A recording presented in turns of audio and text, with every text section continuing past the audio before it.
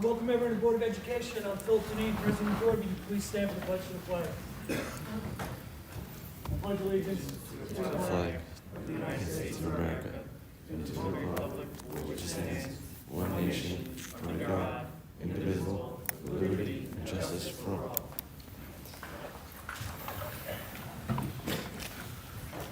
Thank you everyone for attending. Nice little turnout tonight. It's nice to see faces at the board meeting. Okay. All right, we're going to move right on to our Islip Board of presentations. We're going to start with our first policy reading, Mr. Green. Sure. So there are a number of policies that are being recommended for the board's adoption and consideration tonight. First is under the first read. So this is a new policy that's being recommended to the board for adoption. This is the first time it will appear on the agenda, and it will appear on the next two board agendas for public comment. In essence, the policy states that the district will operate as a state health department registered opioid overdose prevention program. The program is really for the use of opioid antagonists on students and staff suspected of having an opioid overdose, regardless of their previous history. So it's really just an overall overview of that program that the district has now been enrolled in, and special thanks to Dr. O'Callaghan for her help in registering the district. The next policy that's up for a first read is the Parents' Bill of Rights for Student Data and Privacy. So again, this is a new policy that's being recommended to the Board of Education for adoption. And again, the policy will appear on two agendas in the upcoming board meetings. Essentially, this policy delves into the district's measures to safeguard student and safety personally identifiable information in our educational records and discloses the parents and guardians' rights regarding PII and the measures that our district and vendors undertake to ensure the protection of that information. Additional information on the policy is on the district website. And again, special thanks to Dr. Smalley and Mr. Wallachine for their assistance in the development of this policy as well. A second reading of our policy for the voter registration for students. So this is a policy that's being recommended for the board's adoption. This is the second time that the policy has been on our board agenda, and it will be recommended for adoption at the next board meeting. It's an effort to promote student voter registration. The board is directing the superintendent, should the policy be adopted, to offer students who are at least 16 years old, but not 18 years old yet, the opportunity to register. So the students are provided with the registration form. The pre-registrations are submitted to our governmental agency, which is the Suffolk County Board of Elections, for verification. So essentially, the district is just providing a form for the students to bring home, register, and send to the County Board of Elections. And then the policies that are on the board scheduled for adoption tonight are the gender-neutral single occupancy for bathrooms. So it states that all single occupancy bathroom facilities in the district are designated as gender-neutral. And there are signs designating that they are gender-neutral occupancy bathrooms in front of those bathrooms.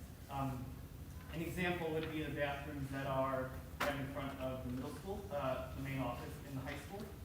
And the final agenda item for our consideration this evening will be regarding students who have CDOS credentials for graduation, and that's also being proposed to the board for adoption tonight. And again, special thanks to Dr. O'Callaghan for her assistance with that. So those are all of our policy committee updates. The policy committee is hoping to meet sometime in the beginning of February. Great. Thank you, Mr. Green, and thank you everyone on the policy committee. A lot of hours go into that, and your work is greatly appreciated. Okay. That's all we have on our prior presentations. We're going to move on to our agenda items. Is there any questions from the Board of Education on any of our agenda items that we'll be voting on this evening? Okay. Are there any questions from the public on any of our agenda items that you might have any questions on before we vote on that? I'll get those answers for you. on the voting registration, is there a copy of the form that the kids will be filling out? I believe, it's the traditional form that's sent out by the County Board of Elections. All right, so, I mean, with that being said, I'd have to see the form, but I mean, if the kid doesn't have a license, how are you verifying? The district doesn't verify, we're just, and correct me if I'm wrong, Dr. O'Hara, we're just providing the registration form for the student to bring home, All right, and then the form is filled out at home, and then the family submits it to the County Board of Elections for all right, so verification. you're just sending the form off? Yes, that's the sense, we're just providing that information Okay. to the family. Thank you. Yeah, and that question was already asked. We don't have, political affiliations. We don't have someone telling them which way they should, register for the vote. Right, no, it makes sense. Yeah, at that time, you're 16 years old, Right, you don't so know. you really haven't formed your opinion where you need to be. Exactly, And I always think, again, if it was my child, I wouldn't want someone telling them which way correct. they should vote. Let them, Yeah, let them form their own opinion, and let's go from there. So great question, thank you. Okay, any other questions for the board on our agenda items? Okay. Wait, I'm sorry, on the Parents' Bill of Rights, and I didn't get a chance to dig into this because it's obviously just came out, but, you had mentioned vendors. What kind of data is being transferred from the district to vendors? It would depend, but it's personally identifiable information, so it could be student ID number, it could be date of birth, things like that. Say again, I'm sorry? It could be date of birth, could be student ID number, that's one of the other things you could think of being that list. No, typically, the type of information that gets transferred is typically, we're making an agreement with that company that they are not using it in any other way than it's intended to be used with us. So that's why it's a legal agreement. And also, they have to verify that they have all the safeguards in place to protect personal identifiable information. Let me dig into this a little more, but thank you. Yeah, just that, it's state mandated, and it's relatively new within the last 2 years, and it's really, it's been put in place to protect, everyone's student information. So it makes it very challenging for us to kind of make agreements with folks, but in the long run, it's really good. So it's a really good vetting measure to make sure that they're upholding their end. And we do run into problems with some folks who do not want to abide by that, and we just don't use their services.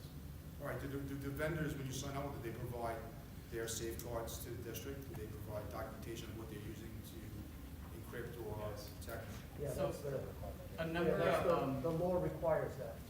I think, correct me if I'm wrong, but dealing with third-party vendors is not new, but what's new is the strengthening of the law and the requirements Okay. before you contract with third-party vendors. Is that information, that documentation they provide, is that public? Is that available to us?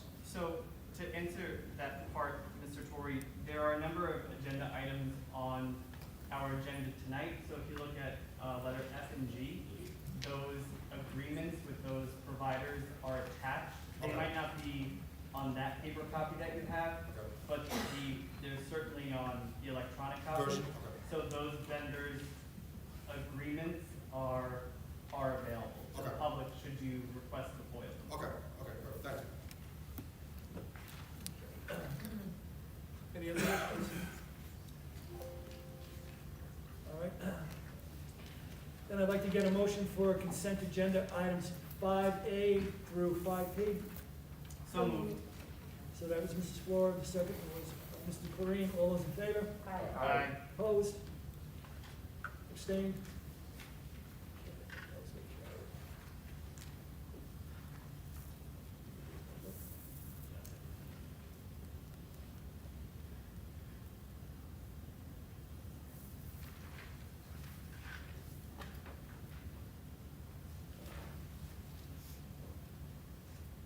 I thought I was on there. All right, our second item that was pulled from consent was item 5R, the approval of the Special Education Services, CPSE. Can I get a motion? So moved. And that was Mr. Bueller. Can I get a second? And that was Mr. Leggio. All those in favor? Aye. Opposed? Abstained? Abstain. For the same reason stated at the July 27th, 2021 meeting. Okay, great. And that motion carried as well. Mrs. Fitzgerald, you go with personnel schedule, please. Sure, pleasure. This evening on the A1, we have a probationary appointment in business at the high school, also a leave replacement at the high school, and 2 long-term substitutes for high school and middle school. We have a resignation of special education leave replacement. To B5, ex-schedule appointees, both Science Olympiad and Buccaneer University Advisor. On the A7 tonight, the district is recommending 2 educators for tenure this evening. Elementary school Jennifer Beck and also an elementary school Carrie Tierney. So we are happy to make those recommendations and look forward to celebrating with them at future board meetings. B13, additional duties. We have 6 period assignments in the middle school AIS program, extra coverage at the high school, and also the Science Olympiad competition facilitators. 813, elementary clubs, Wayne Elementary Social Emotional Clubs, we have 2 advisors for that. And on the B1 non-instructional appointments, we have instructional aides, full-time counselor, child associate, also the probationary program senior assistant in maintenance building, also food substitute, food service substitute.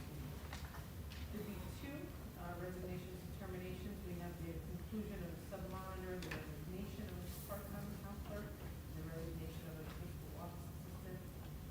And on the B3, we have some leaves of absence this evening, 2 for medical reasons, 1 for personnel reasons. Additional duties on the non-instructional B13. We have an individual sub-monitor and also an individual monitor at the high school. Thank you. Great, thank you, Mrs. Fitzgerald. All right, we're now moving on to our public questions. And again, when we open that up to the floor, if anyone has any questions, I ask that you raise your hand and you can stand here and direct your question. But before we move on to the public, Dr. O'Hara, you going to say a few words? Yeah, sure. Thank you. We're about to move into the public comment period of our meeting. As is the practice at Islip School Board meetings, there will soon be a public comment period. We believe it is imperative we hear from our community members. Your insights are an important part of making Islip the best school district it can be. We're here to listen and best serve our students' needs. The public comment period is not designed to be a discussion. Accordingly, please do not expect the board to respond to all of your concerns tonight. We will, I'm assuming they'll respond to as many as is possible. May not be able to provide all the answers this evening. I know there are many viewpoints in the audience tonight, certainly in light of yesterday's court decision and today's court decision. Some people are thrilled the masks were optional today. I visited 4 schools today and could see the faces of students and teachers, and it was quite refreshing. At the same time, I received many notes from parents and employees who are very nervous about COVID-19, the Omicron variant, and believe the mask optional day today puts people's health at risk. And I know there are some in the audience who believe masks never should have been mandated in the first place. I think many see the complexity of this issue, and most agree it's extremely polarizing.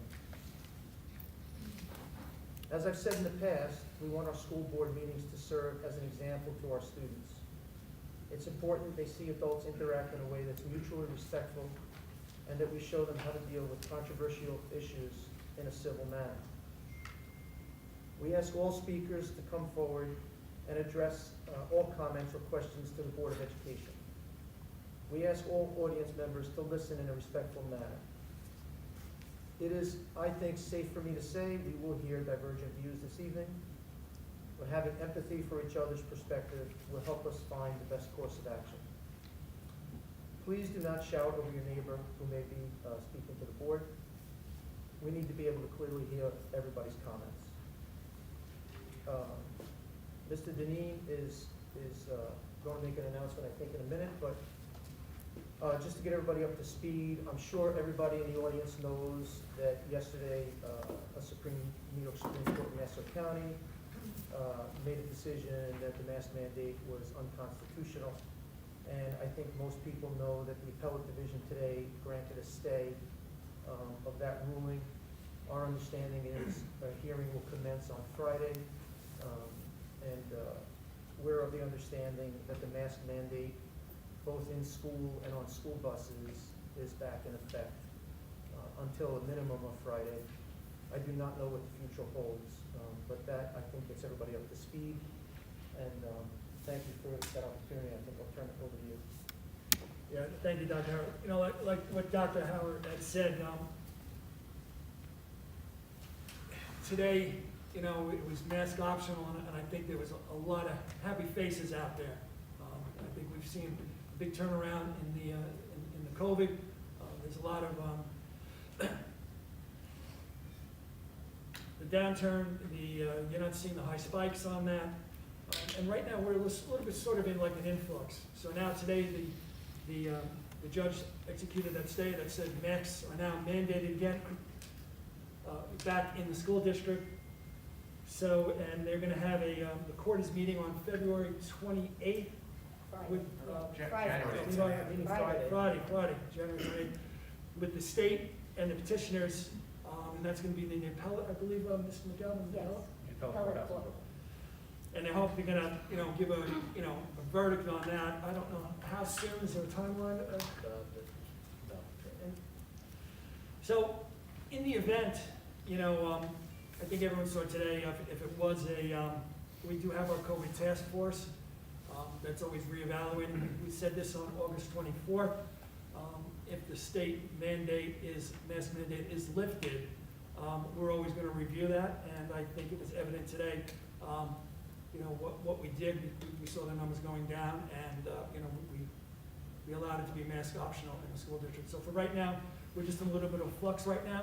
We have to wait and see what happens in with the court system, and we'll find out what that verdict is and see what they're going to continue with the mask mandate, or if they, you know, they do away with the mask mandate. So really, that's where we are right now. At our February 9th board meeting, you know, we'll have more information on that, you know, in the direction of, you know, where we can go. So, Mr. Deneen, yes. to clarify, the mask mandate is up on February 21st, correct? And after that date, how are we proceeding? When the mask mandate ends on February 21st, how are we proceeding? We'll have more information on our February 9th board meeting. In the event that that happens, we'll have that all laid out, how we're going to be proceeding on that. Who proceeds on that? Who makes that decision? Well, we have our COVID task force. We'll again, like we said back on August 24th, you know, the mask mandate wasn't in place. Well, it was as soon as that morning it wasn't, but when we had our board meeting that night, the mandate was put into place. And it expired in November. And then they And the reinstated governor it. didn't give the people the 60 days notice they needed, that they're entitled to under the Constitution. Right. To do that, so this is an illegal mandate, and we're back to the same thing. February 21st is a very big day. There can be a lot of very big decisions being made about that day. I just don't understand as a taxpayer. I've tried to have faith in you guys, and I don't. I'm sorry. As a taxpayer, why is my Board of Ed not standing up like Locust Valley and Massapequa and upholding the oath that you took? I am someone that took the oath to the Constitution. Why don't you guys find it as serious as I do? You know, we do take this seriously. Mr. Deneen, I've been here since August, and I was late to the show. But really? You guys want to follow what NICET said? How has NICET helped you guys make any decisions Maybe I can since just add August? a piece of information, right? If we go backwards to August 24th, the recommendation from this board and the resolution that they adopted was that we recommended masks through September 17th. Then there was a mandate. Okay, so we can agree. That expired in November. All right, well, let me try to get this out so that I'm we're not all. being argumentative. That's okay. So that we try to work this through so that No, I we agree. can I get to want a- to. I withdrew my child from school, from the district because of this. Yeah. So wanna I'm try trying to understand, and I'm looking out for the best interest of my child, Yeah. but I don't trust the Board of Ed. I want to try to get us all to a better place.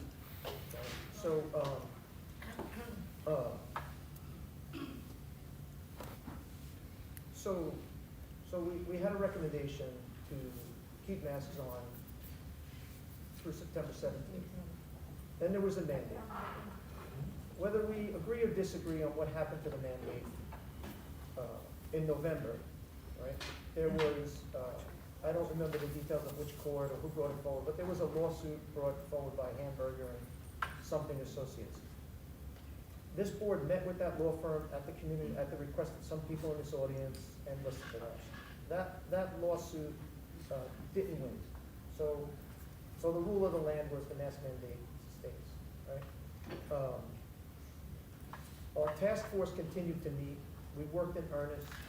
We read research, hundreds of pages of articles, videos, brought the director of the Commissioner of Health for Suffolk County into our meeting. It's a group that worked in earnest to get information and make objective recommendations. Last night, there was a decision that struck down the mandate. No, it wasn't. And That happened today. Last night, the New York State Education Department falsely stated that there was a stay automatically. I'm not talking about New York State. There was the Nassau County Supreme Court struck down the mandate, correct? No, that happened today. No. No, I'm sorry. That's been- Struck down the mandate, I'm sorry. Yeah. Okay, I'm sorry. I'm trying to take us through a timeline so Yeah. we're all on the same page, right? Look, it took me until, I don't know what time, 9:18, 9:45, I don't remember exactly, but I acted as quickly as I could to make sure that I had accurate information to give to people. The moment, basically, that we confirmed that judge made that decision, this district went mask optional, right? That's good news for many of you. It's not good news for others. The mask mandate was good news for many and not good news for others, okay? What we've held true to, I believe, as a group up here, is what we promised we would do. Listen to doctors and listen to attorneys. We can disagree. You have a doctor maybe that says one thing, and we heard a doctor that said a different thing. I don't know that on this issue, the virus, the masks, the vaccines, that in this country we'll ever find agreement. But this board and that task force worked pretty hard to be transparent and to give people information. And anybody in the community who sent that task force any literature, whether it was pro-vaccine, anti-vaccine, pro-mask, anti-mask, we submitted every piece to the committee. We read every piece to the committee. So this is what I would ask the folks that were feeling positive about the decision last night that happened in the Supreme Court. Many of you sent me emails that said my child's not wearing a mask and you can't force him or her because of the court ruling. I think we could agree on that. Today there's a new court ruling. So anybody who didn't want the masks expected us to follow the court ruling. There's a new court ruling that now supersedes that. You have to expect us to follow that court ruling. There's a hearing on Friday. When we find out what happens, we will be in touch with you folks as soon as we can. I can tell you from the bottom of my heart, it was nice to see people in school today. There was a different mood, right? So, They had a good mental health day today. excuse me? They had a good mental health day today. Yeah. And, you know, I want to be clear too, this is the board, you know, on February 21st, if that mask mandate is lifted, you know, we feel here that masks should be optional. There's still the mandate that was illegally put in place. So, but, Mrs. Bajrami, this is the point. I want to just try to say this again. I don't want to be repetitive, but I feel like I need people to help understand this part. You were probably pretty vocal about yesterday's decision, saying that the school district can't mandate the masks because you had a court decision. No, I agree with that. But now there's another, I believe in the court system, okay, I do. but there's a higher court that says it stays in place. understand this. whether you think it's unconstitutional or I don't, or whether we both agree it's not, there's a court now, a higher court in New York that says we have to follow it. No, I don't So think I don't that's wanna argue with you unconstitutional. I folks just over- wish that our Board of Ed fought for the Constitution, like the rest of the people.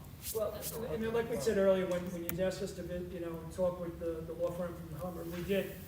It was also important to us too, when that lawsuit was filed, it's going to affect every district, whether it's yes or no.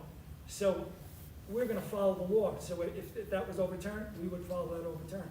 So, but like I said, come February 21st, there's no mandate in place, and our numbers are low here, and everything is as it is right now. Today was mask optional, that's how it will be. So I think that's positive. Can I ask you a question real quick? Michael Tierney, how are you? Sure. Hi, Mike. The following of the mask mandate, was that in reaction to Governor Hochul's executive order to have a mask mandate? Was that the board's, like, rationale of masking the children? Because she had an executive It order? wasn't our So rationale. hold on, I'm gonna, I'm trying to understand I where it's don't- grounded in. I don't think she issued an executive order. I think it came from the Department of Health and All right, fine, the Department of Health's executive order, or Well, Department of Health's it's recommendation. A regulation. Whatever you want to call it, I'm not mixing words, I understand. Okay. Wait, so, because yeah. my point is, Governor Hochul said that she's operating from a state of emergency. Then she later admitted there was no state of emergency that was actually implemented. So I'm wondering, is the board now realizing that they're liable in being complicit in a completely unfounded move? There is no authority given here anywhere. So regardless of what happens with the appeal, it doesn't matter. This is not a question of mask work, mask don't. She said there's a state of emergency. The Department of Health is operating under that umbrella of a state of emergency. Now she's on the record admitting there was never a state of Well, emergency. here, I can't speak for the board, but I just want to ask you because I want to make sure we understand each other.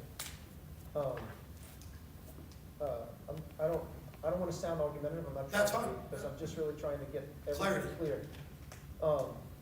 I think it doesn't matter, and I'm thinking out loud, and the reason I feel that way is because there was this disagreement about what could she do or what could the Department of Health do, right?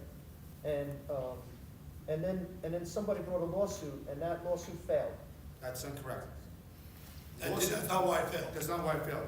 Well, I don't know why, I'm just saying. Okay, but I'm saying, somebody well, brought a lawsuit. it never went to, but see this, well, see, not again, not The to be Hamburger argumentative. lawsuit? It never went to It court. never went to court. They're arguing a totally different Okay, mandate. My point is that what I'm seeing now in my district and in my home district and other districts is everyone just saying, well, I heard, so we'll do it. And at the end of the day, yeah, the lawsuit that you're referring to had nothing to do with authority in the Constitution.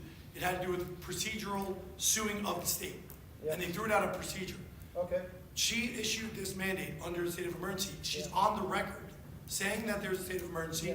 That gave the Department of Health power to authorize a mass mandate. right, Then she later says, after it's been done, Yeah. because I met with Senator Boyle, he said, we were right there. She did not say a word to us. Uh-huh. Essentially, without mixing words, it Yeah. appears to me, as a voting citizen, we were lied to by our governor. She's admitting it, and districts followed that lie. And nobody stood up and said, where's the authority here? Because at the end of the day, we have a checks and balances, yeah, and we have, and I've asked you guys this, 4 meetings. When does this end? You don't know. We don't know when this is over. yeah, And now, like this stay you're talking about, this is because no lawyer showed up for the other side, because they had no time. So they're like, all right, we're just gonna stay till no, Friday. but just, excuse me, let me correct something. Sure. I watched the hearing today. There was the. They were not prepared for that hearing, that's why it's a stay. Well, but they were both there, I mean. They have to send a representative. I also had lawyers look at this, because my whole family's lawyers. All right, well, let me. And I'm just trying to say that this stay Yeah, is just a delay. okay, well, it might be, but listen, this is the only thing I can offer in that Okay. regard. When you say that nobody checked, I can tell you that I'm not an attorney, but we checked with our attorney. And we So then also. if that advice was wrong, Okay, it might be, but it's yet to be determined because. I it's understand, still I'm in not, court. of course, this is an if-then statement. Right, If that advice is wrong, right. is this board prepared to find representation that gives accurate information? Because you have an entire, in a leadership situation, in a military situation, when a command lost its trust of its soldiers, you are relieved of command. No questions asked, because you become ineffective. I understand. And right now, that's what's going on in this community. You are losing command effectiveness because we don't trust Okay. you guys anymore. Well, And there's reasons for this. yeah, Not because we're crazy, yeah, we're now seeing it. I can't dispute your opinion, so I can only tell you what we understood. So I'm asking And the I can board tell you then, for this, everything we did for this in thought this process, if we're getting recommended by council on things that are bad, illegal, and unconstitutional actions, I mean, at what point does someone lose their job? Because that's illegal. Because that's where we are right now. That's where we are right now. And I think at some point, someone has to be held accountable. No one can just point and say it was them. And that never ends. You know, way back when, I asked the board if we could request from the state to provide documentation that could be given to us how they created this ruling. No one has ever done anything about that. I got busy, I couldn't get to some board meetings, and everything just got forgotten. And we're right back here again. So again, you We know, sent a letter. No answer? did they ever send you anything? No, And then we So were the then, only and district then that you didn't- still follow the rules. The rules that they created. This is the problem. Someone's got to stand up and be a leader here. No one is. You're following blindly.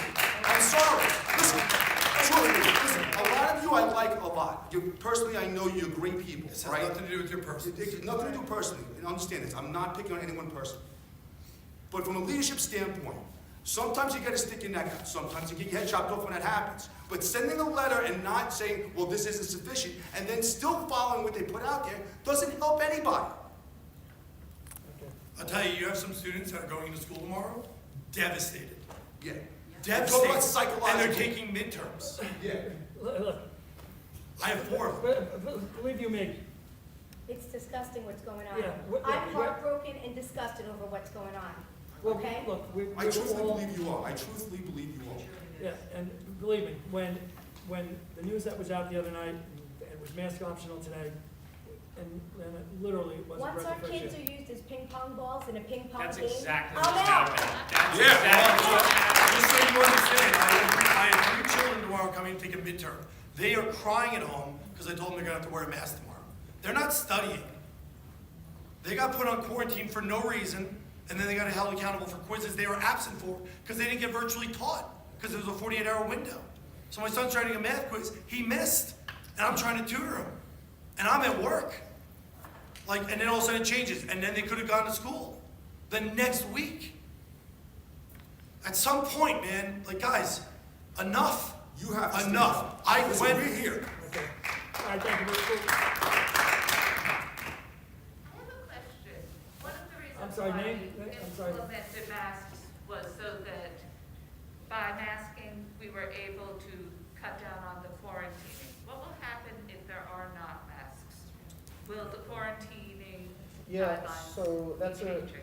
that's a really important question, and my understanding right now is that there's a good likelihood that more students will be quarantined with a mask optional policy. So today, many children didn't have masks. In a couple of days, if we have a positive in the classroom, will the whole class be quarantined?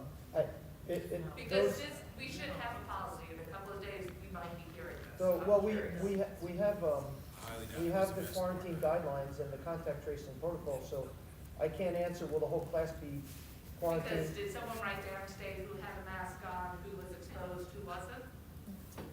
But you Yeah. can I don't answer know, that, because it's but only you'll be- within 3 you'll be feet able to anyway, ask that so part of a the- whole classroom is not in within 3 feet of a positive student. Yeah, it's not, So then, no, your whole classroom will not get quarantined. yeah, it's not likely.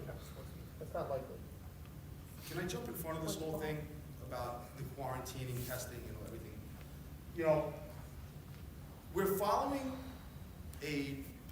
protocols and things stated by the state that are based on a test that the CDC says it doesn't work and it creates false positives.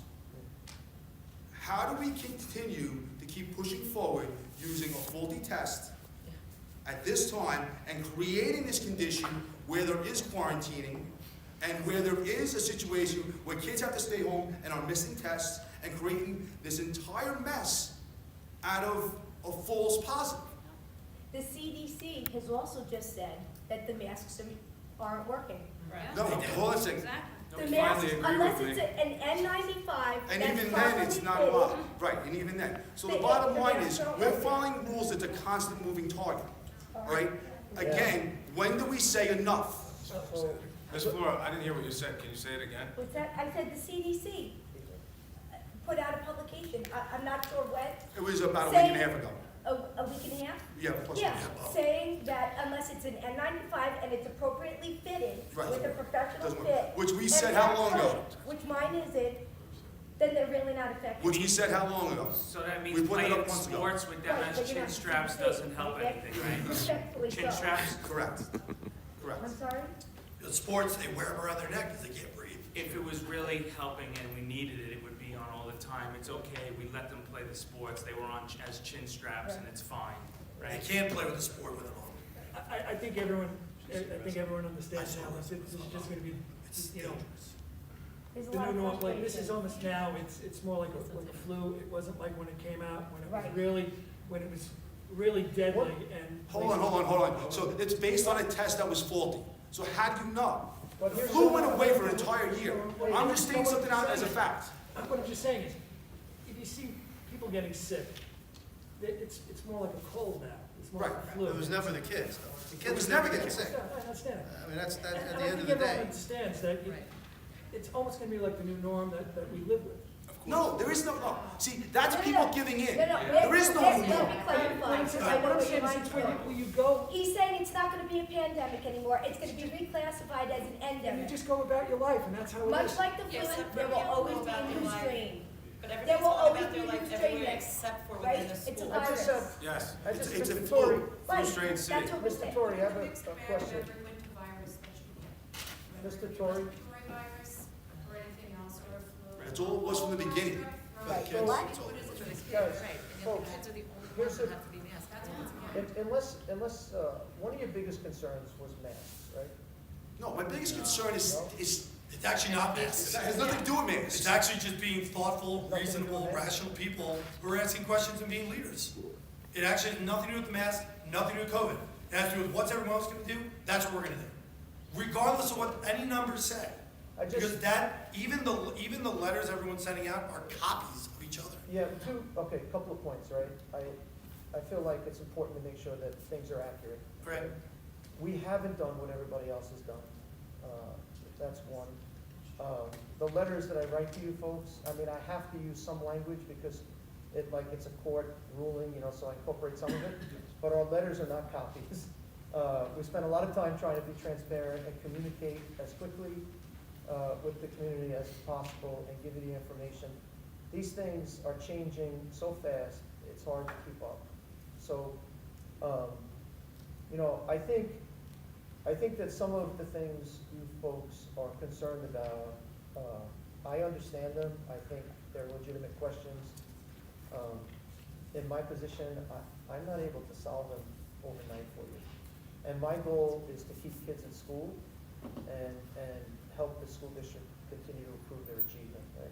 But respectfully, we're not directing this at you. You work for them, they work for us. We ask them to do things to protect our children, all right?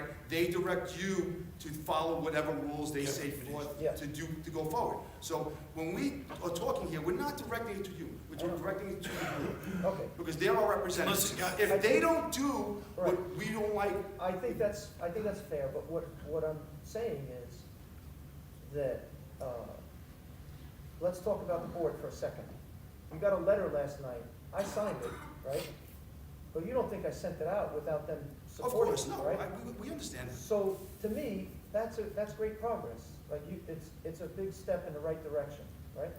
And How is that a step in the right direction? We should already be there. That is standard procedure. what do you mean? You write something, you No, have them check I'm it. not, no, forgive me, I'm not talking about the process for how you got the letter. Oh. I'm talking about the content of the letter. Content, okay. That there were, when you say we just do what everybody else does, there were a lot of districts last night that stuck with the mandate. This board didn't do what everybody else does. So a lot of the things you folks are asking about, as passionate as you are about it, some of them are still debatable. So it's difficult to, it's all a moving target. It's difficult to confirm everything that's right or not.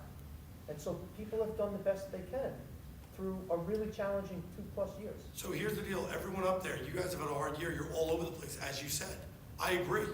The only way this stabilizes is if you take the authority back. Because if you keep looking at Albany, they're gonna keep changing, because that's what they've been doing for 2 years. So we keep saying we're waiting for them. They're gonna change it again. They're going to, listen, you keep doing the same thing, expect a different result, definition of insanity. Yeah. At And the some biggest point, we have to losers say, are our kids. as a district, like my daughter's now almost done with high school, she hasn't had high school yet, okay? We have to say as a district, we're gonna stand out on an island, for better or worse, and call this for what it is. It is a political move, I don't know why, they're all over the place, and we want some stability for the kids. I don't care about me, I care about my children, who are upside down. They're scared to death sports are gonna be canceled. They're scared to death school's gonna be canceled. They literally said, I will do anything for school. And there's now homegoing again. Why? Because the state is doing it. And we're saying, okay, state, we'll do it again to our kids who you're responsible for. The state's not, you are. We elected you. I didn't elect the governor. You have the power. All right. I mean, fair point. Well, thank you for that. We'll discuss that and we'll get Okay, back thank to you. it. Just looking for leadership. Thank you. Well noted. Okay, any other questions? Any other questions for the board? We're about 8 months since Mr. Zetterberg has been, for whatever case, not been at his position.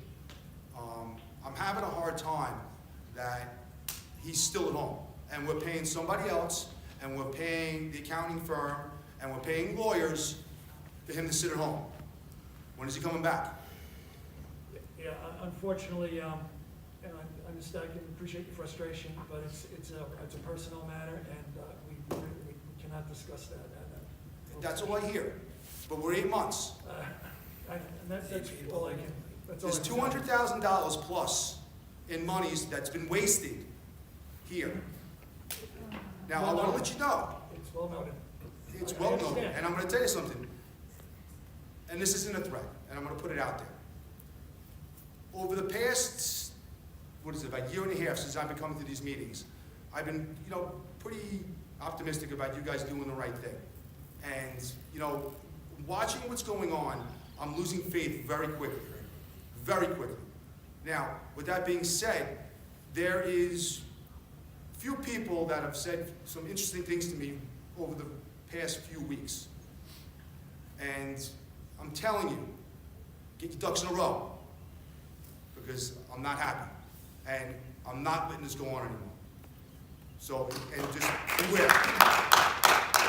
So you're upset because I'm not commenting and giving you details on the personnel matter? You keep saying that, I keep dancing around it. I'm not dancing around it, I'm stating a fact. And what's It's a- the- If he get did my something ducks in a wrong, row, or then what, why is he, Victoria? why are you still Okay, paying? we're not gonna, look, What- okay, we're not. It does feel like a threat. I mean, I'd like to know what you expect from me, and if I don't do that, what are you gonna do to me? Again, there is information that was brought forth, I can't, it's nothing personal.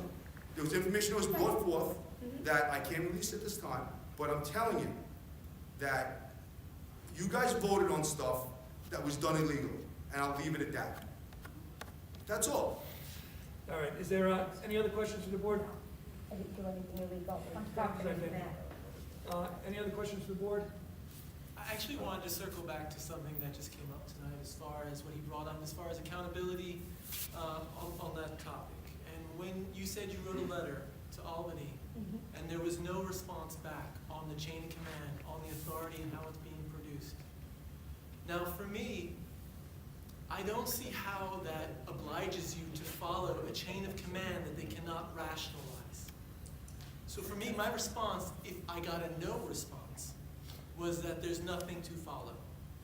So what I'm saying is take those opportunities to say, we can't follow something you have not detailed where the authority is coming from. I've seen some of the memos, and I can, very early on, I saw some of the memos that are being passed around from the attorneys' discussions with each other. And there was really no top, and there's really no bottom. It didn't illustrate how she got control to do what how she got authority to do what she was doing, okay? And I appreciate that you took the time to write the letter to have them further articulated, but they have not gotten back to you. Can't you use that as a point to stand up for your position, what you want. I appreciate that you made it optional today.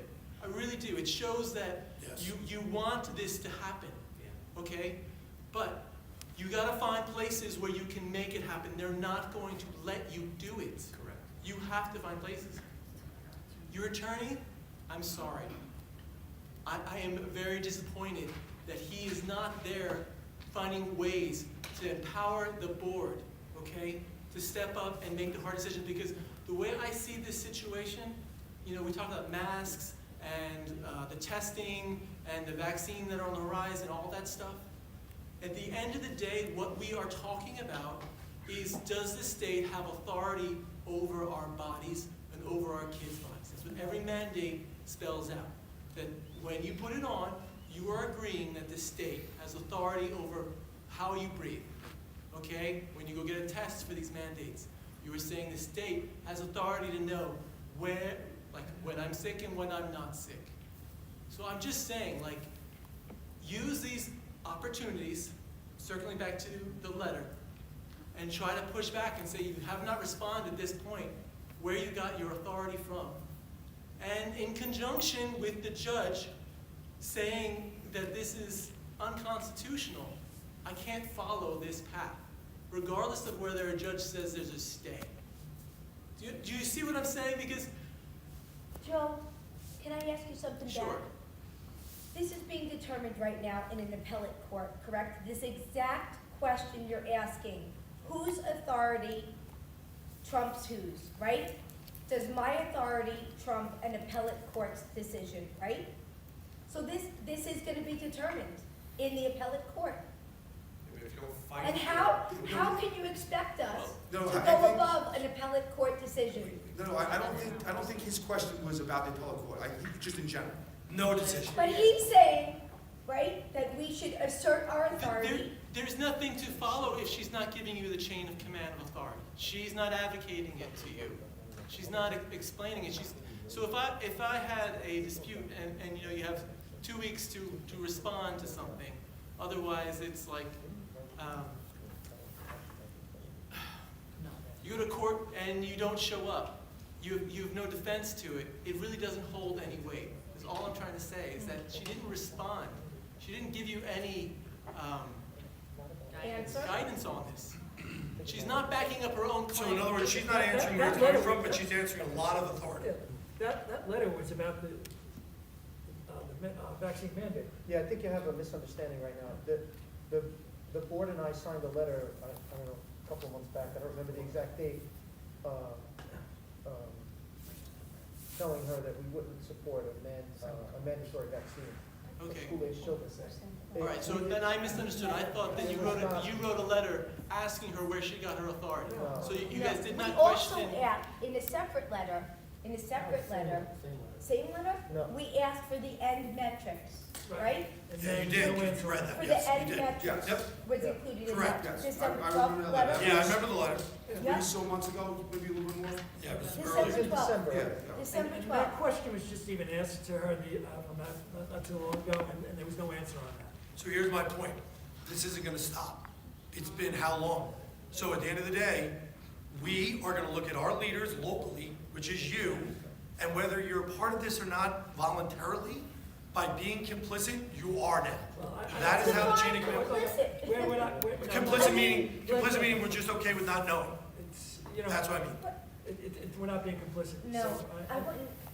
But we don't have an answer. I'm not gonna get a debate on that. Any other questions? Speaking of not knowing, I have a question. Back in November, I asked you guys to give me a breakdown, give us a breakdown of the 5.6 million that was awarded to the district in the COVID package. Oh, yeah. That we had some questions on what you had to do to get it, what you didn't have to do. You, Dr. O'Hara, read off a list of budgeted materials that would have been used with budget money, and you said that was some of the stuff that was going to happen with the 5.6. Do we have a new breakdown of where, when, how, what happened with the 5.6 million? I didn't read a list of budget materials. Oh, you did. It's on tape.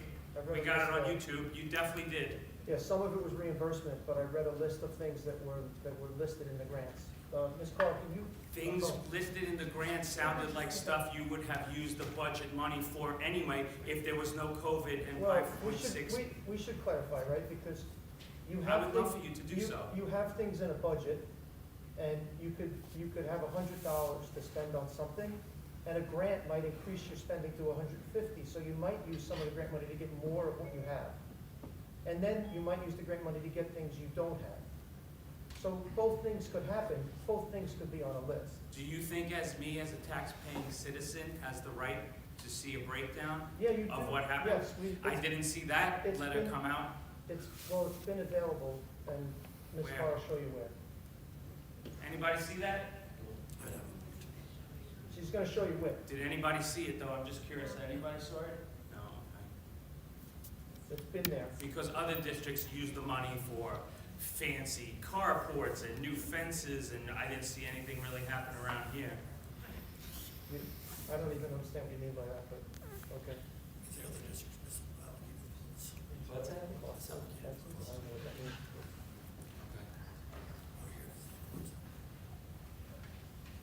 When was this all uploaded? Some of it's been up for months, some of it gets up as it gets approved. That says August 11th, 21.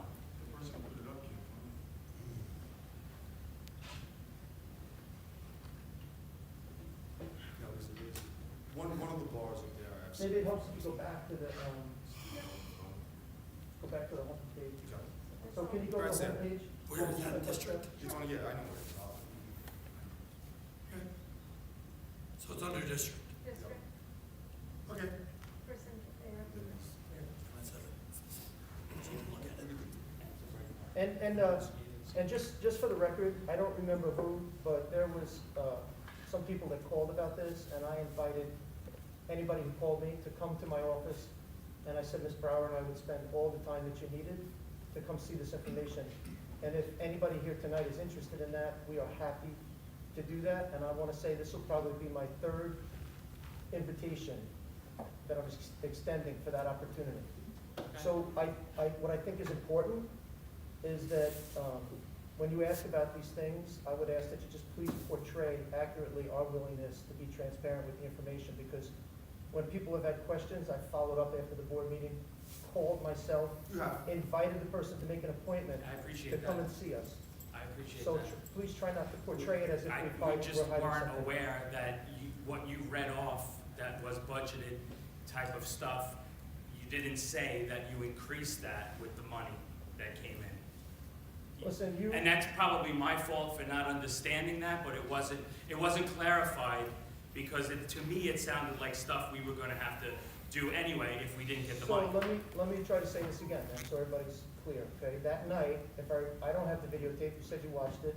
I think I said, this is a list, it might not be complete, but here are some examples. And I read right from the grant. And it's pretty much my habit to say, if anybody has questions, call us. And what I would ask you is, since that night, I don't think you called me. It's a busy job, which we're trying to get all the information, we're trying to run a district. I make myself available at almost any time to answer people's questions. There's good stuff in this grant, and it's going to benefit your children and the community. And if you take the time to take me up on my offer, we will show you every detail. I appreciate that. I appreciate that. You know, and thank you, Dr. Howard. I also just want to comment, Dr. Howard does make himself readily available. Actually calls people directly, gives them his cell phone number to call them back. So he is very approachable, and he's a man of his word. You just have to understand where I stand from, how things are going with how they're going. The last thing I thought was that was all fine and dandy too, you know. That's what it looked like.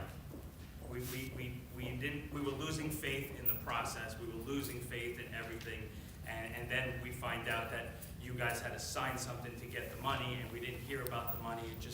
It looked a little fishy. I'm being honest. Yeah.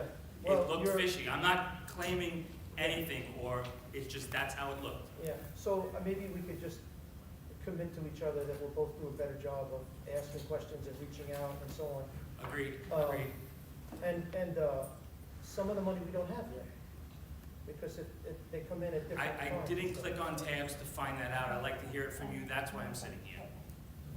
Understood? I mean, I'm being honest. No, I think that's fair, but what I'd like to say is you know where it is. So what I would suggest is peruse it and then call us. And then we'll spend as much time as you need. We'll answer your questions. We'll explain everything.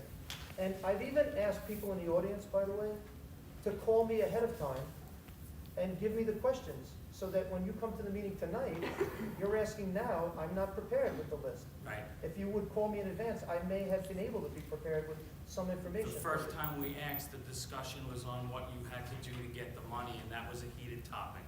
Okay, That was a heated topic, fair enough. okay? I appreciate it. Yep, no problem. Thank you. Any other questions? Just, I'm sorry, in the back? just a question. Oh, no, I'm sorry. I'm sorry. So my question is, has the board considered any liability that they may have due to any injuries that may be sustained due to the masks? My child, 9-year-old healthy kid, passed out in school the other day, fell on the floor, hit his head.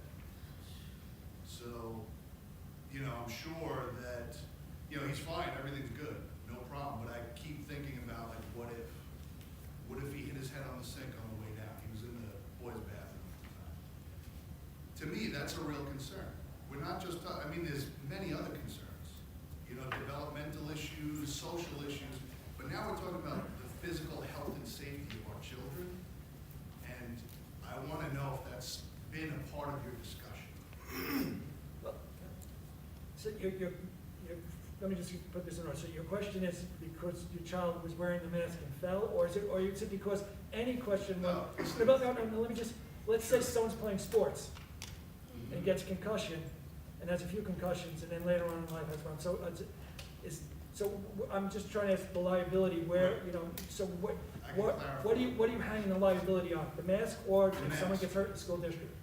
The mask. If my child's playing a sport and he gets a concussion, okay, he signed up for the sport, we signed up for the sport, we get it, there are risks. My child should not have to put himself in risk just to show up to a regular school day. And I've been there myself. When I'm working and I was in a position where I had to wear a mask, sometimes you get out of breath, you gotta pull the mask down, get a fresh breath. And, it's possible, I'm not saying that it's because of the mask, but for me, healthy young kid, he loses his breath, he overheats, he passes out, hits his head on the floor. I don't have that answer for you as far as, liability, if any student get hurt here, I would think it would, but that's a question I'll follow up with legal counsel. Because I just want that to be part of your consideration, because if it did turn out that he did sustain an injury, and it was because he couldn't breathe properly, that would be a huge issue. Oh, no, thank you. Any other questions? Okay. Yeah, I just had a question as far as, have you had any discussions about where your boundaries are as far as how long this progresses on? Okay, it's been 2 I'm years. sorry. If you could stand up, please. Sure. I was just asking, have you guys discussed anything as far as the board, what your boundaries are, how long is this to continue on? If this progresses, you're saying Friday they're going to have appeal hearing, and if this continues to go on, will you accept this Right this now- mandate? If it becomes law or rule, will you accept this as the way school is going to be indefinitely? Do you have some of your own metrics in which you're saying, listen, Right as a now, our school metrics is district? right now, until this, the emergency resolution 2.6, which is going to expire on February 21st. We're going to wait and see what the governor says on that, and then, we'll move forward on that. Yeah, I know, but that doesn't, it just says, we'll see what's in front of us and we'll talk about it then. I'm just asking if you guys, No, because we now, can do this for now every we'll talk deadline. about it then. I'm sorry? Now we'll talk about it then, Joe. So for right now- If it expires on the 24th, first, go ahead, Mr. Dean. That's what I'm saying. So, right now, this is in effect till,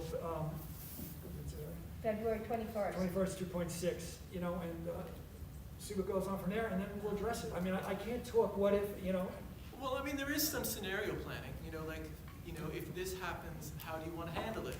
What do you want to do as a board? Not just taking everything that confronts you and now we're like, oh, I don't know now. well, no, I'm not saying we don't know.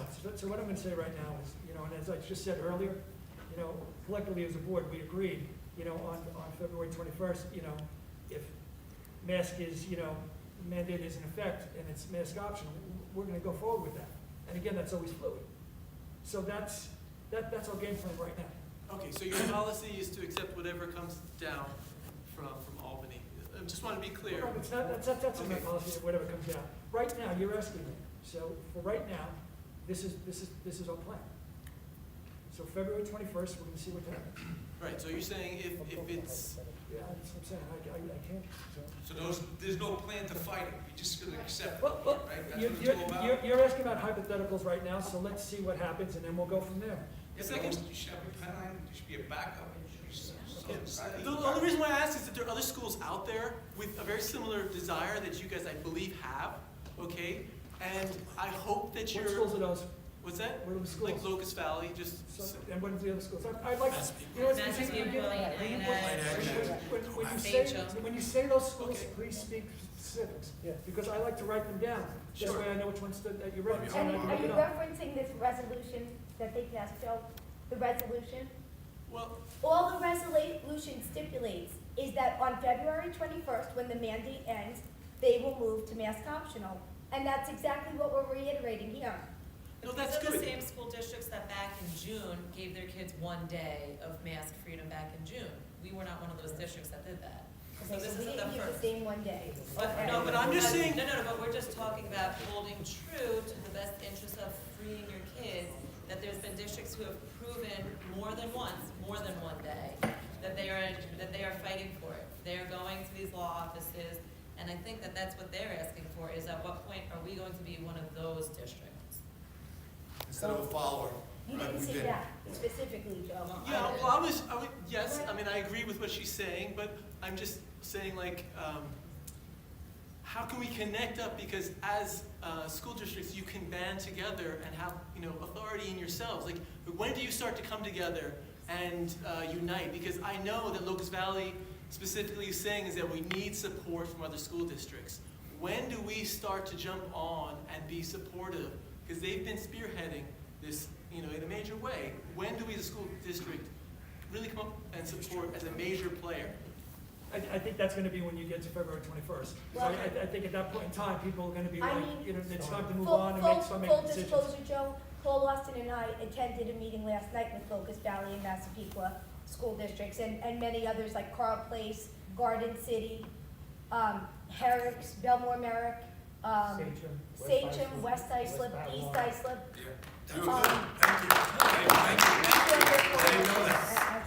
Can you tell us some of the pros and cons of what was discussed? Well, to be honest with you, they talked about last night's Supreme Court decision, right? And they were hopeful that it was a step in the right direction. And they said they had fear that today there would be a stay put in place, which there was, right? Here we are with a stay, and here we are in a holding pattern, waiting to see what the appellate court will decide. I think the main gist out of last night was that every board member there nobody was speaking as a board member, they were speaking as themselves, because you can't represent your board if you're not with the board. Right. So that was the first thing. Then everyone said that their resolutions are going to be stating that as of the 21st, if there is no mandate, then you have the option of going optional, masks optional, or mandate. And most of the consensus, I believe there was maybe 1 or 2 districts that were leaning towards being mandated. As Mr. Deneen said tonight. You mean leaning towards being optional? No, it was 2 there that were leaning towards staying mandated, and the rest of them were leaning towards being optional. Right. And as Mr. Deneen stated tonight, the 21st, we're leaning for going optional. But every single person there also stated that they're not going to break the law. And right now, you can say what you want about the governor's mandates and everything, they're being decided in the courts right now, and that's gonna be the law. So if you're suggesting that if the courts side with the governor, and we're gonna go against the court, I mean, I think that's called contempt. So I really don't think you're gonna be putting any board member, and none of the board members there, even Massapequa and Locust Valley stated the same thing, that they're not going to break the law. Was have to the uphold Board the of law. Health being in charge of the Board of Ed discussed it all there? With What is that? The talks about the Board of Health being ruling over the Board of Ed, That's was what that the brought courts- up what happens if? They're all, That's you're what's gonna pointing be it all out. determined in this That's what appellate they're court. looking at, all of those This things. is a big deal. Whether the governor was illegal in using the Department of Health. That's all being done in the courts. And Right. hopefully they'll come out with a decision that people can understand and see, and it'll be correct. And not only that, but there are some bills up for voting on February 14th. Go ahead, The letter speak. Can I ask, Yeah, but- just, we're talking about what other districts are doing, what's gonna be mandated, is there any guidelines for Islip? What we're going to do if we see a spike in numbers? 2 weeks ago, my son had more than half of his teachers out for a whole week. If something like that's happening, if our school is interfering with That- our yeah. ability I'm to gonna let have Doc- consistent education, will our board have metrics that say, okay, now this is when we have to move to masks for a period of time, this is when we need to move to remote learning for a period of time? Will we have some guidelines that are just for us, not what other people are doing, or whether this is constitutional, or whether this, but that protects our children and protects our continuous learning? Do we do this with the flu? Yeah, I'm Just gonna let out of Dr. curiosity. I'm gonna let Dr. O'Hara speak, but Because that's what we. that's one of the things that we were talking about, if it becomes mask optional, there's gonna be all those metrics in there, what happens if you have an exposure, what's gonna be the quarantine time, I'm gonna. But I mean, I not think just the that- quarantine, but like, I have- if we're seeing a rise in numbers, like, if the high school, 30 teachers were out in a period of only 100 teachers, a third of them had COVID. At that point, do we say, okay, we're going to go for 2 weeks with masks until we see I it think slow that, I down? think the simple answer to your question is that, our Board of Education has the authority to implement a mask mandate, right? If the courts say it's optional, any Board of Education in New York could still implement the mask mandate, right? I think you understand, where these folks are. I think they've made that clear tonight, right? What would happen if the mandate expires on the 21st? And I think it would be prudent to continue to investigate all the things you're asking about, because if we find out that there's, some sort of a huge spike or a big outbreak, and we could keep people in-person instruction and wear masks for 2 or 3 weeks, then maybe we say, hey, this is a wise decision at that point. But it's all unpredictable. Right, numbers are flowing, and I'm so glad to see them going down. I'd like to see us have some guidelines, so we're not reacting and trying to figure out, but, we stop a spread as it starts, instead of weeks of Zoom in a room, or, Yeah. my son is behind Yeah. the other classes because his teacher was out for 2 weeks, and the sub didn't have any lesson plans, so. No, I think that, I'd like to see the learning continue, and, I think your point is well taken. thank you. Danielle, can you finish what you were saying before that? There's gonna be a vote on February 14th about some bills, and I was trying to get the bill numbers, but I was at the meeting late last night, and then I came home and we were, doing our letter and everything, and then time got away from me. I didn't get time to look up the bills, but I wanna look them up, and we could do some fact finding. We should do it really fast, because some of those bills that they were discussing last night seem very concerning. Yes. There's 90% of the bills that seem pretty procedural, but there may be 10% of the language in there that seems like it does have some wiggle room to be misused, Right, okay. and We'll I'll dig say in. that kindly. February 14th. Yeah, February Put that 14th. with the legislative committee, What's that? is that legislative? It would be, but I'm just talking as citizens, they could always, you know, write We'll letters, dig it. call, Yeah, you know, absolutely. whatever you can do to find out about it. The number one bill that was discussed last night was the one giving pretty much unchecked power to the Department of Health, Yeah. which is pretty much similar to what they did during the emergency, Yeah. right? Yeah. But it would go on, and there would be no In more checks perpetuity. and balances against it. Right. And that was very concerning to me. I appreciate you Yes. explaining that to us. Yeah, Thank you, because that's important for everybody to know what you just said. Yeah, yep. Thank you. school, not a hospital. Okay. All righty, gonna move on then to our reports and correspondence. Executive budget proposal. Sure. So that is my report.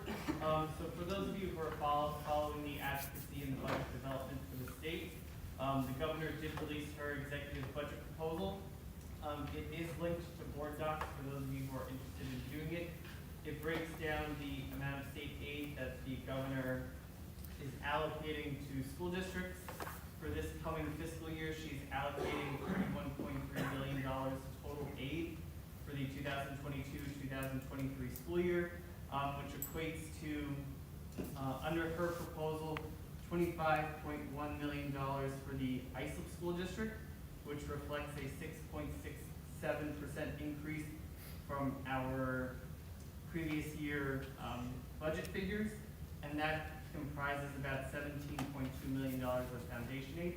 So if you view the document on board docs, it gives you a well detailed description of the breakdown of the state aid that schools are expected to receive. In addition, it does go into foundation aid and how the executive is supporting the full phase-in of that amount of state aid. There's also a number of advocacy events that our legislative committee will be attending in the coming months.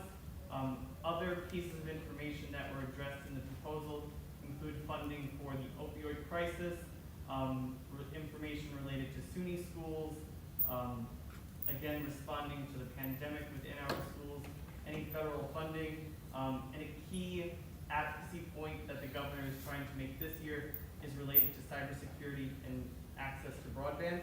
So all of that information has been uploaded for the public to view on board docs. This is the very beginning of advocacy season for school districts. Her budget proposal will now go forth to committees in the state legislature, which will then have budget negotiations, and hopefully sometime in the spring, whether that's March or April, the district will have a good idea of where our state aid numbers will be, which will then lead to budget workshops that will take place in the coming months. Diane, with something that, just so everybody knows, Islip is slated to get a 6.67% increase in state aid. Our neighbor next door, Bay Shore, is getting a 21% increase in state aid, just so you know. Wow. And PTS? So I think a couple of us are reporting. I'll start with the high school, and the high school PTA, there's still enough time to submit the PTSA scholarship application. They're gonna be celebrating PS I Love You Day on February 11th, and they're going to be leaving little positive notes on lockers and distributing candy to students that day. Do you want to jump in, Mr. Austin, about post-prom? Post-prom started the Easter egg pie that we started last year. It raises money for the party after the prom and pays for a lot of the prizes as an incentive to keep the kids from doing unwise choices after the prom. First 2 days of it going up, we sold 2,000 eggs already. It's going very well. If you don't see it or get a chance to see it, it supports the post-prom, which is a very good cause. If anybody has any questions about that or wants to sign up, just you can message me. I'm actually It's a running great for idea. the committee. The kids loved it last year. Oh, good. It's a fun little thing. I know my kids love running out the door on Easter morning to go find those eggs. And they're still excited about it, they're middle schoolers. I'll still throw them out there for you. I attended the PTA meeting, the joint meeting actually with Crest, Sherwood, and SEPTA, and it was a Library. Adriana Ladoce, who's the head of Youth and Family Services, did a presentation on the resources. I won't do justice to her presentation by the list that I'm going to read you, but the resources that are available at Islip Library are tremendous. They have a calendar of children's events, summer reading club, translation tools. They have live tutoring from 2 to 11 p.m. with certified teachers in each area. They have a writing lab. If you send something in, they'll give you feedback within 24 hours. Resume help, GED classes, audiobooks, scavenger hunts, take-home arts and crafts, program to read 1,000 books before kindergarten. They give you access to museum passes, Fire Island Lighthouse, Empire Pass, Long Island Aquarium discounted tickets, consumer reports. You can borrow things like cake pans and instruments and games. They have volunteer opportunities for teens. You can learn a language. They have grab-and-go options if you don't want to go in. You can call ahead and tell them what you want, and they'll get it ready. Following that presentation, there were separate PTA meetings for Press and Sherwood, and I attended the one for Press. They told us about staff appreciation. They do a monthly snack cart. Grades 3 and 5 were presented with Jammer Productions entitled A Trip to the Galapagos Islands that was funded by the PTA. Second and fourth grade, that activity hasn't been determined just yet. They're thinking maybe math science. On March 10th, the Blue Jeans Ball reboot is happening. That's a community event. Everybody from all different buildings and people in the community come. It's a night where you wear jeans, you dance to music, and you win lots of prizes. They are in need of some sponsorships. They need baskets and prizes, and they need volunteers. They're going to be celebrating World Read Aloud Day on February 2nd and P.S. I Love You Day on 2/14. Matt, Mr. Clinton, do you want to do Sherwood, please? Sure. So as Ms. Regacki said, there was a joint meeting, so then she and Mrs. Flora went to the Crest, and I headed over on Zoom to the Sherwood. So they did share that they have about 168 PTA members. They did discuss their successful holiday boutique and their Miss Chocolate fundraiser.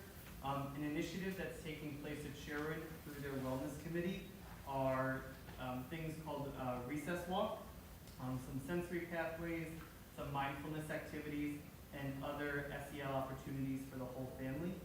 They had a successful night of giving. There were 15 students that participated in their reflections contest, and I believe 2 are going up to the state to compete in that division. Some upcoming events are their ice cream birthday parties, their Red Ribbon Week, and their SDM is focused on some outdoor learning projects. And they also have a STEM park with Legos, maker spaces, and other Tinker items. And their big event coming up is Park in March. And then last night, I had the opportunity to attend the middle school PTA meeting. Mr. Cohen was there as well, and he shared some information from himself and Dr. Martin. The main thing that's going on right now at the middle school is the development of their yearbook. They did have a successful hot chocolate bar and refreshments for the holiday season for their staff, and they have 97 members in their PTA. Some of the topics that were discussed included the academic selections for students who are transitioning from 6th to 7th grade with regards to the languages that students are able to select. Other academic planning, whether that's for the 5th graders transitioning to the middle school or for the 8th graders transitioning over to the high school. So they're going to be looking to work with both units in the elementary and the high school to smooth that transition. There were other discussions about the success of the Renaissance Rally, the beginning of late winter sports, and Mr. Cohen did share that there's a parent survey going out at the end of the month to engage parents about the culture and climate of the building. And a little plug, we do have our high school curriculum night for those of you who have students in 8th, 9th, 10th, or 11th grade. It is this Thursday starting at 6:30 here in the auditorium and in the cafeteria. And the next middle school PTA meeting is March 14th. Great, thank you.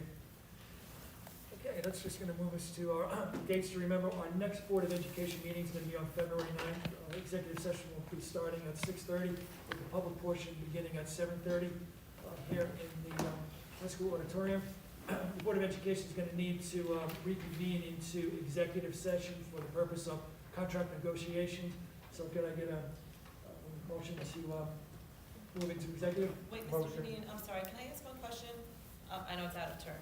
I was just looking through and I saw that you had the approval to amend a prior action, which was the full-day UPK program. And I'm going back a couple pages. Is that all right? I'm sorry, it's out of turn. I just didn't realize that you Yeah, guys, it was a typo, It was one word. so it has been Yeah. corrected and reapproved. oh, but are you implementing a full-day UPK program? Yes, Starting in September? no, starting January 31st, and then a new. Oh, I'm sorry, I was thinking it's the 5 hours, it's from 9 to 2, right? 10 to 3, I know, but Okay, so sorry, all right. I don't remember the For exact some hours. reason, when I read full day, I was thinking like full day. well, UPK 5 I know, hours. I get it. And as far as the UPK program, when you plan on doing the lotto for the September enrollment? Is that up and coming soon? Only because daycare and like private preschools Yeah. are expecting commitments and money for that Yeah. currently. Yeah, we're gonna be working on it. Right now, it's a challenge to staff UPK, so we're having a little bit of a struggle. Got it. We're gonna Okay. work on it. Dr. Hart, can I ask one more real quick? With the Zoom classes for the kids that are with COVID, is that available for kids that have extended medical conditions, or that's a COVID-only thing? So, well, you know what? I can tell you that in this district, I think you're very fortunate, although there's always imperfections with Zoom and how quickly students get on it. But your teachers in Islip have, from August, committed to doing things that other districts have said no to. And so in this district, your teachers will get children on Zoom. We've said 48 hours. I'm gonna get to your question. I just Okay, wanna yeah, get your point. someone asked me, whether it's surgery or an extended medical condition, Yeah, are they able I'm to giving you a jump on? long-winded answer, but I'll get there, I promise. The teachers here have been really great about that, right? Better than other districts. And we tell everybody, give us 48 hours, but in most cases, the cameras are turned on in a day, because depending on when we find out, there's just a couple of logistics pieces. And we have an agreement with teachers union that if somebody has a really extenuating circumstance, that they will be allowed to use the Zoom, but not if it's a 5-day illness type of a thing, but if it's something that's going to be really long-term. Okay, Thank you. yeah, we have a long night ahead of us. We need to move into executive session for contract negotiations, and I don't know, maybe, So moved. Mr. Green, the second is Mr. Leggio. Okay, thank you everyone for coming out. Thank you for your questions. Stay safe. And,